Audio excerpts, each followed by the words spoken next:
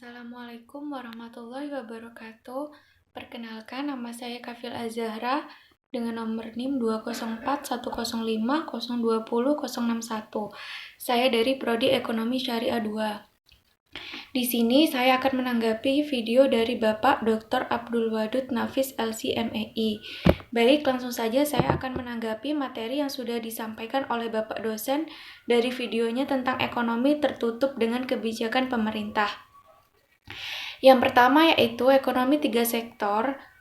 Sistem perekonomian 3 sektor merupakan perekonomian yang terdiri dari sektor-sektor rumah tangga, perusahaan, dan pemerintah. Terdapat kelemahan pada sistem persaingan sempurna pada tahun 1930. Terjadi depresi besar sehingga campur tangan pemerintah dibutuhkan untuk mengatur kegiatan ekonomi agar sistem pasar bebas dapat berjalan secara efisien.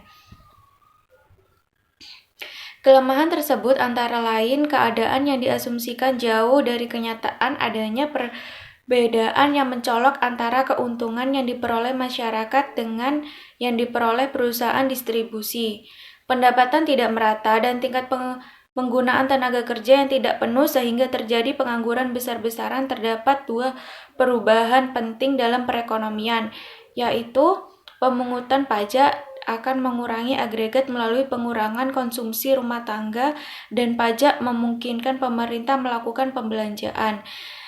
Dan ini akan menaikkan belanja agregat.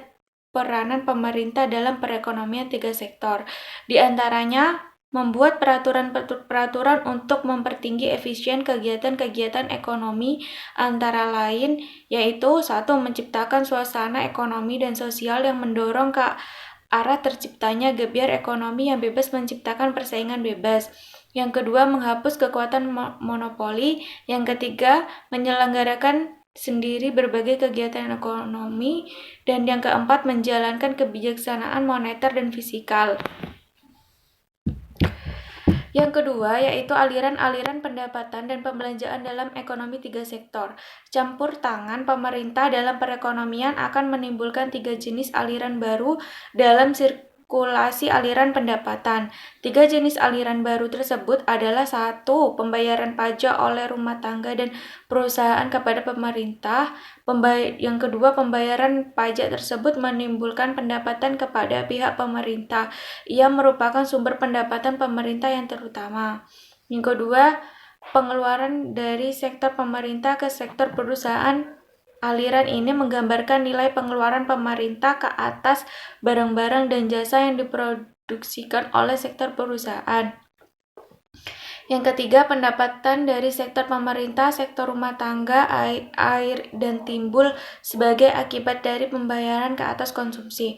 Faktor-faktor produksi yang dimiliki sektor rumah tangga oleh pemerintah, pembayaran oleh sektor perusahaan sekarang dapat dibedakan menjadi 2 jenis, yaitu yang pertama, pembayaran kepada sektor rumah tangga sebagai pendapatan kepada faktor-faktor produksi. Yang kedua yaitu pembayaran pajak pendapatan perusahaan kepada pemerintah. Pendapatan yang diterima rumah tangga seorang berasal dari 2 sumber, yaitu yang pertama dari pembayaran gaji dan upah, sewa, bunga, dan utang oleh perusahaan. Yang kedua dari pembayaran gaji dan upah oleh pemerintah. Ini jenis pajak yang diikuti pemerintah. Pajak adalah iuran wajib yang dibayar oleh wajib pajak berdasarkan norma-norma hukum untuk membiayai pengeluaran kolektif guna meningkatkan kesejahteraan umum. Yang balas jasanya tidak ima secara langsung secara meluruh. Pengelompokan pajak dilakukan berdasarkan 3 faktor, yaitu sebagai berikut. Yang pertama, benda berdasarkan pihak yang menanggung berdasarkan pihak yang menanggung. Yang kedua, pajak dibedakan menjadi pajak langsung dan pajak tidak langsung. Pajak langsung adalah pajak yang membelanya harus ditanggung sendiri oleh wajib pajak dan tidak dapat dialihkan kepada pihak lain. Pajak tidak langsung merupakan pajak yang dikenakan terhadap wajib pajak pribadi atau perorangan dan badan yang harus dibayar secara periodik berdasarkan surat ketetapan pajak. Contohnya pajak penghasilan PPh dan pajak bumi dan bangunan PBB, Pajak tidak langsung adalah pajak yang bebannya dapat dialihkan kepada pihak lain. Pajak tidak langsung merupakan pajak yang dikenakan terhadap setiap perbuatan atau peristiwa ekonomi dan dipungut tanpa surat ketetapan pajak. Contoh pajak tidak langsung adalah pajak penjualan PPN, pajak pertambahan nilai PPN, bea materai, dan cukai berenang. Kedua, berdasarkan pihak yang memungut pajak dibedakan menjadi pajak negara dan pajak daerah.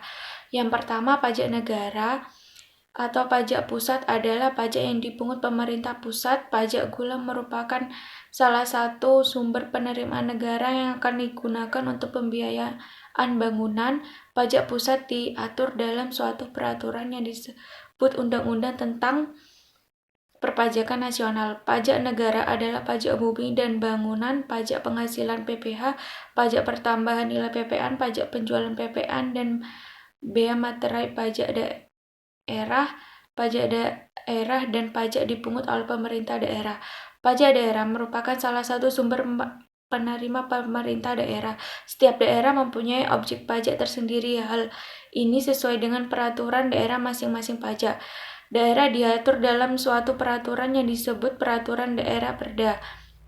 Pelaksanaan pemungutnya dilakukan oleh Dinas Pendapatan Daerah. Contoh pajak daerah adalah iuran kebersihan, retribusi masuk, terminal, pajak tontonan, pajak reklame, retribusi parkir, dan retribusi galian pasir berdasarkan sifatnya. Pajak dibedakan menjadi pajak subjektif dan pajak objektif.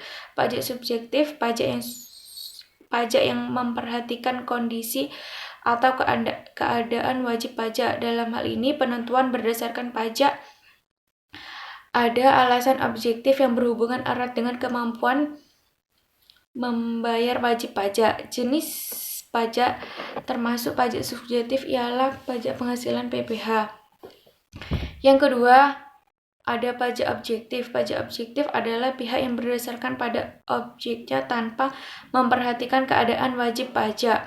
Jenis pajak yang termasuk dalam objektif adalah pajak pertambahan nilai PPN, pajak bumi dan pembangunan TBB, dan pajak penjualan barang mewah PNBM.